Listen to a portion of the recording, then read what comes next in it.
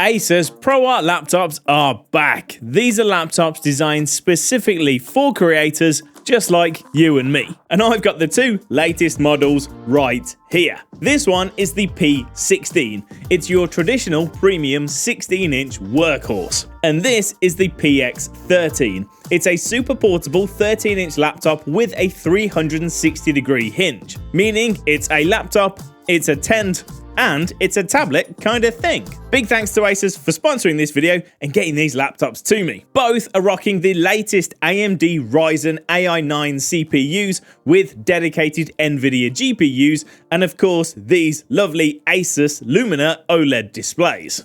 Both of these are also only available in black. This is part of Asus's new design language for these ProArt laptops, and I quite like it. There's no flashy lights, just a sleek nano black design featuring this clean Asus ProArt logo. Overall, the coating isn't impervious to those smudges and fingerprints, but overall it's not too bad. Both devices are also pretty slim and light, especially considering what they're packing on the inside. The P16 tips the scales at 1.85 kilos, while the PX13 is just 1.38 kilos. But overall, even this Diddy one does feel premium, and it has some solid build quality and some nice materials. Pop them open, and on the inside they both have a 16:10 Asus Lumina OLED touchscreen display. The P16's is of course 16 inches with a 4K resolution, while the PX13's is 13.3 inches with a 3K resolution.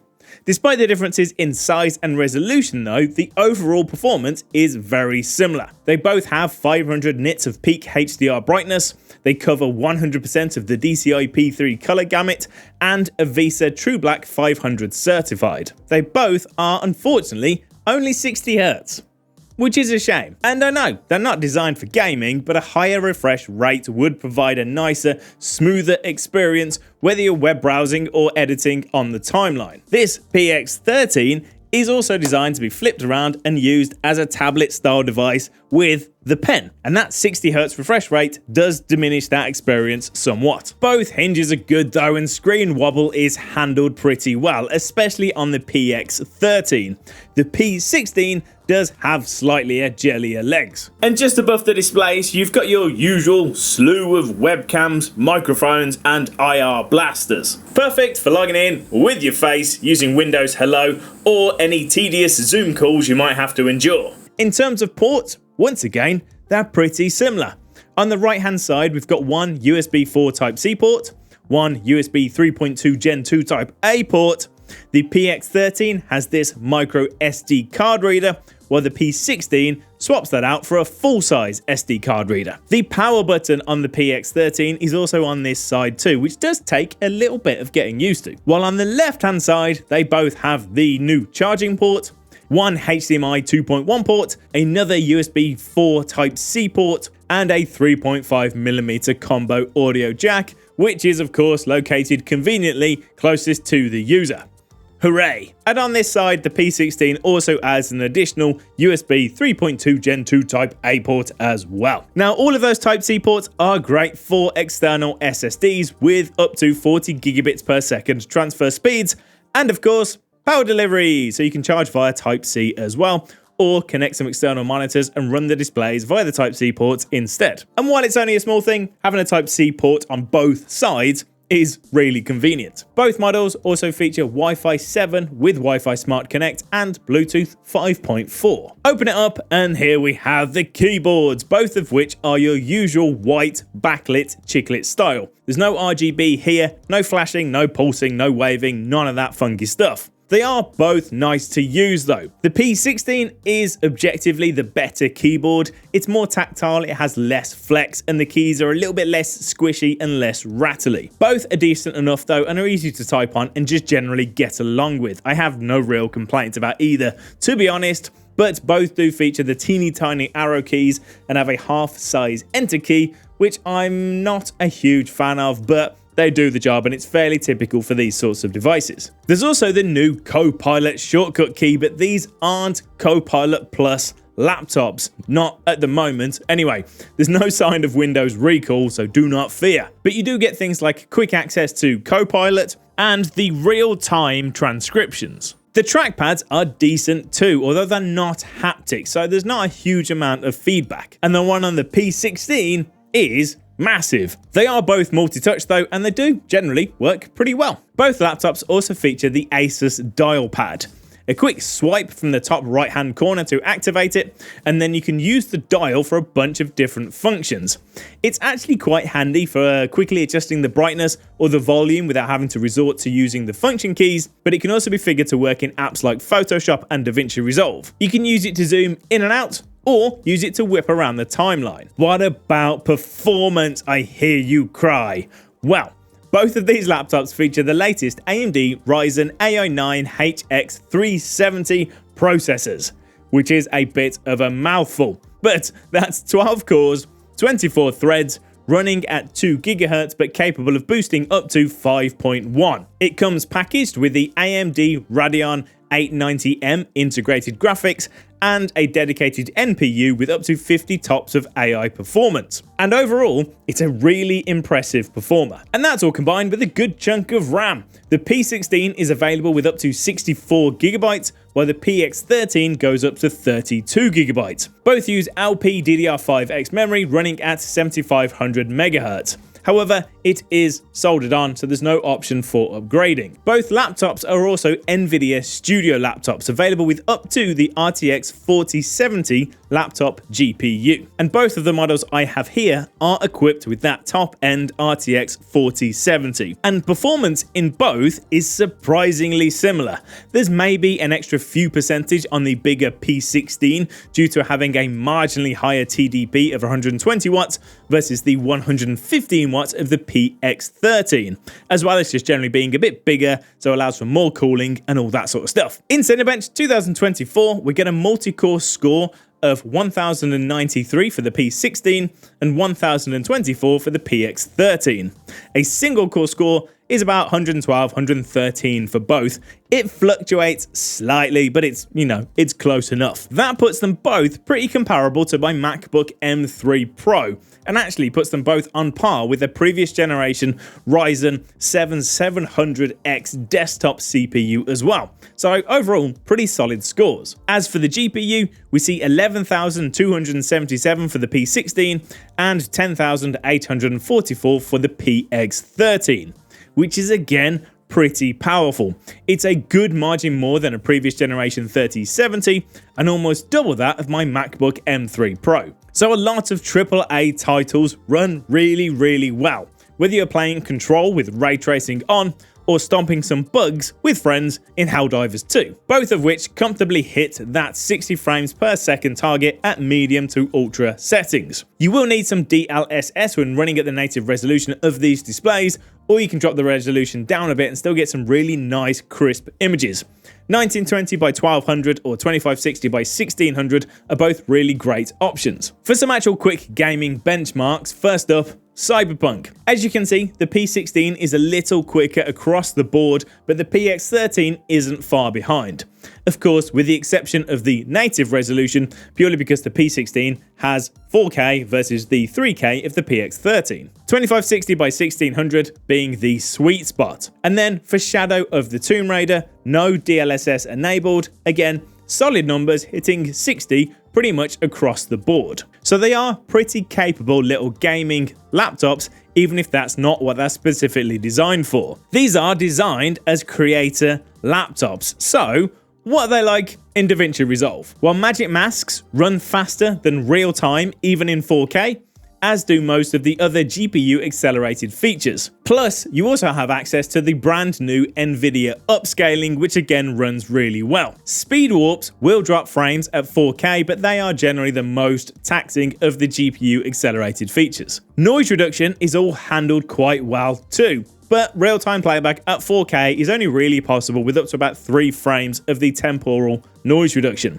Knock the timeline proxy down to half, and then you can go crazy with 5 frames of temporal and as much spatial as you like, and it will all run pretty much in real time. Now, in larger projects, the P16 will have the advantage when it comes to editing, purely for the fact that you can spec it up with some additional RAM. But they are both very capable editing laptops. 4K, 6K, H.264, 265, Blackmagic RAW, neither of these laptops will have too much issues running those. Now, of course, that is all plugged in and being powered by the included 200-watt charger.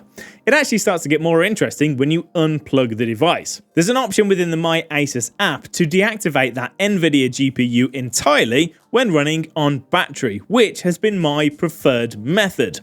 This makes them perfect for using them as silent, cool notebooks for note-taking, web browsing, photo editing, or just general admin and everyday tasks, where it still zips along quite nicely. And Resolve performance is still surprisingly impressive. On battery, whisper profile to keep it quiet, timeline performance is still really good. This is a 4K 265 clip on a 4K timeline without using the timeline proxy, and cutting it up is still silky smooth. I can even jump onto the color page and run the magic masks at a decent frame rate. What's also interesting, this doesn't actually make use of the NPU just yet, instead running on the integrated GPU. So there's probably more performance being left on the floor once Resolve actually makes better use of the hardware. Start applying some noise reduction or doing too much fusion and that sort of thing, it will start to falter, but overall it's actually a pretty solid performer. Even rendering is pretty nippy. And while you won't get MacBook levels of battery life doing this, you will still get a good few hours. So these CPUs are much more efficient than some previous generations. And as for gaming on that internal GPU, here's one of my casual favorites, Dave the Diver. Great game, I put loads of hours into this. It will play really comfortably at the native resolution at 60 FPS, running only on the integrated GPU. Even something like Lies of Pi, which is admittedly really well optimized, but this will run on medium settings, decent resolution, little bit of upscaling, and it still hits 60 frames per second. Still looks pretty good as well. Now, there's also a nice middle ground. Another benefit of these laptops becoming much more efficient is that you can get really solid performance using less powerful chargers. I like using this 100 watts Type-C charger by Anker, and plugged in with this, we can get that Nvidia GPU up and running. Now, it will be limited because obviously there's not as much power, but you can still get some pretty decent performance. And in Resolve, we get the same silky smooth timeline performance, and our GPU accelerated effects do jump back up.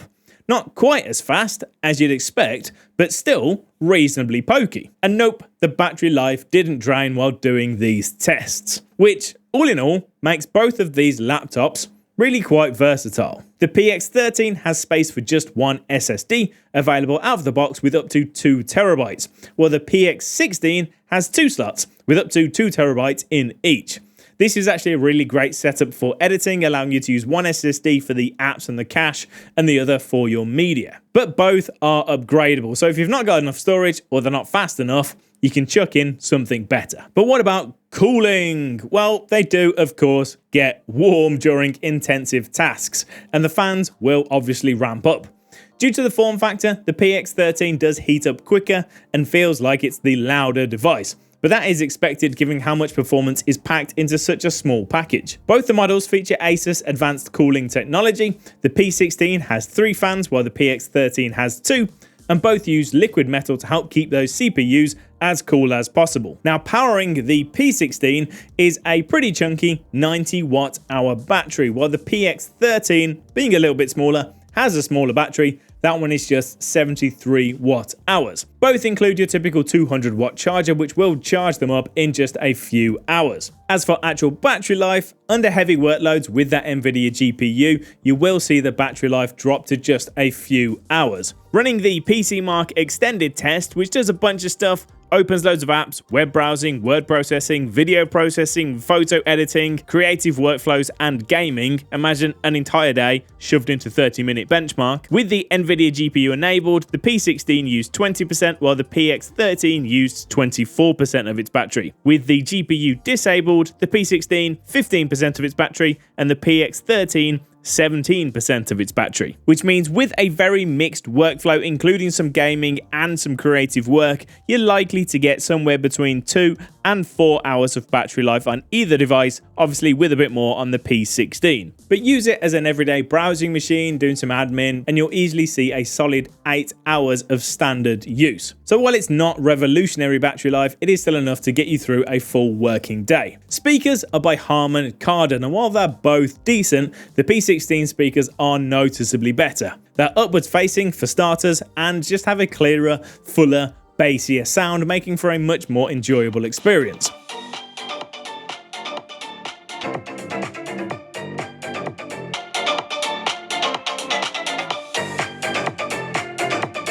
Both are perfectly fine for some casual gaming or watching some TV or some movies, but you crank up the volume with some music and the P16 does start to jump ahead. Now, both of these laptops come with a slew of ASUS software included. There's the usual My ASUS for configuring things like the battery care options, fan options, and OLED care to look after those OLED panels. There's the ProArt Creator Hub for configuring the ASUS Dialpad and doing some color calibration. And then there's some new ones. We've got Muse Tree and Story Cube. Muse Tree is designed to inspire and organize your creative ideas.